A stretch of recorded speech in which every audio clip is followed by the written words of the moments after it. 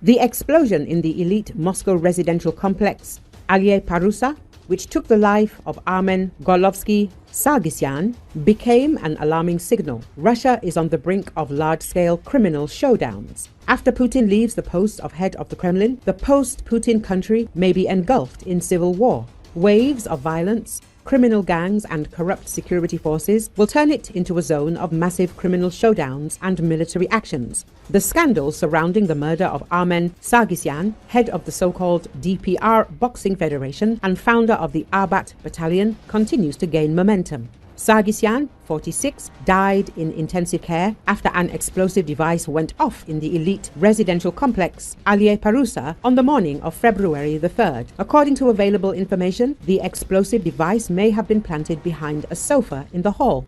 However, the investigation is ongoing and it is possible that security forces are involved in the case. The high-profile murder of Sargsyan demonstrates that Moscow and all of Russia are stuffed with weapons and criminals ready to deal with things right in the elite residential complexes. The structures that recently supported Putin's power are turning into disparate gangs ready to tear the country apart. Caucasian groups, corrupt security officials, and criminal clans are forming a thermonuclear bomb that will blow up Russia from the inside when Putin leaves his post. For now, the elderly 73-year-old dictator is coping with the role of guarantor, but his inevitable departure will open Pandora's box. There are too many guns, too much crime, and too little real power in Russia. The murder in Moscow is just the beginning. The occupation of Donbass, which was already the epicenter of crime in the CIS in the 90s, sent dozens of criminals and leaders of organized crime groups to Russia. The war that has lasted for 10 years has saturated the region with weapons, and now these weapons are spreading throughout Russia itself. Add to this hundreds of thousands of Russian soldiers who make up the so-called Russian army and who will return to Russia after the conclusion of peace. They will have a moral demand for justice and willingness to kill, which they mastered during the war. Sargsyan, also known as Armen Golovsky, was born in Ukraine but later became a key player in the pro-Russian forces in the so-called DPR. He was the head of the DPR Boxing Federation and the founder of the paramilitary battalion Arbat that fought against Ukraine. In December 2024, the Security Service of Ukraine called him a criminal authority who cooperated with the Russian FSB. If high-profile assassinations of militants and criminal leaders continue, Russia risks becoming a battleground for criminal wars. Putin, while holding on to power, has kept his chaos at bay. But if he leaves, the country will descend into uncontrolled violence, corruption, and criminal showdowns. Moscow is no longer safe. Any street, any building, any city could be next.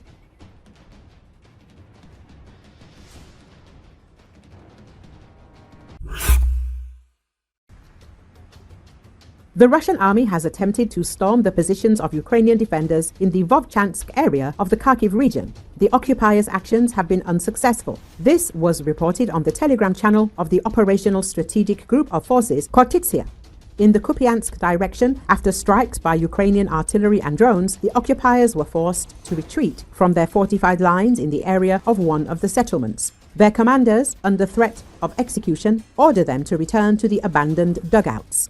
In the Liman direction, the enemy is amassing forces to carry out attacks. In Severskoye, Russian assault groups are using cars to get close to Ukrainian positions, but they are systematically destroyed with the help of UAVs. Heavy fighting continues in the city limits of Toretsk and Chasov Yar. The situation is most tense near Pokrovsk, which the Russian army has been unsuccessfully trying to bypass from the south for several weeks in order to cut off the Ukrainian Armed Forces logistics routes. The occupiers use cars and motorcycles for assaults there. For months, Russia has sought to establish a foothold along the eastern bank of the Oskil River, attempting to outflank Ukrainian defenses and open the way for a rear attack on Kupiansk. The front line now lies just 2 kilometers from the town.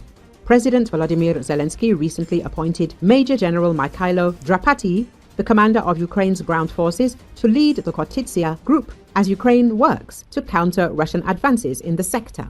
Western and Ukrainian officials have pointed to poor morale among Russian troops since the outbreak of the full-scale war. Moscow employs the infamous human wave tactics, in which its troops overwhelm Ukrainian defenders through sheer numbers despite suffering heavy losses. Reports of Russian commanders executing their soldiers have also surfaced amid some of the heaviest battles of the war, for example, during Russia's siege of the stronghold town of Avdiivka in late 2023.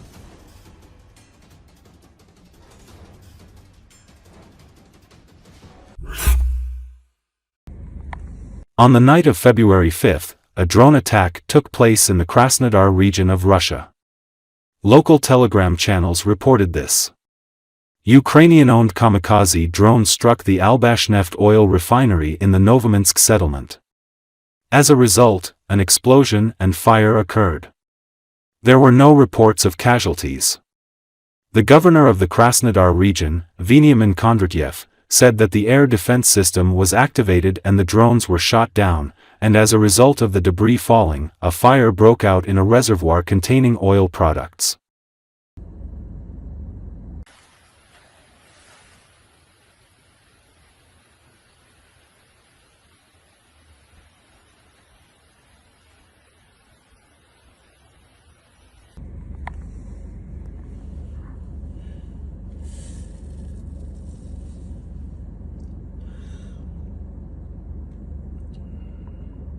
Хули за пожарка? Сюда пену надо нахуй. Так главное, чтобы, знаешь, чтобы на другую бочку не перешло. А нехуй делать. И не ударило еще. Сейчас будут тушить, и вторая как даст. Или как там пылает. Вода тут до пизды нахуй. Еще хуже будет, она бы растекаться нахуй. Пеной нагасить, блядь. Посмотри, оно...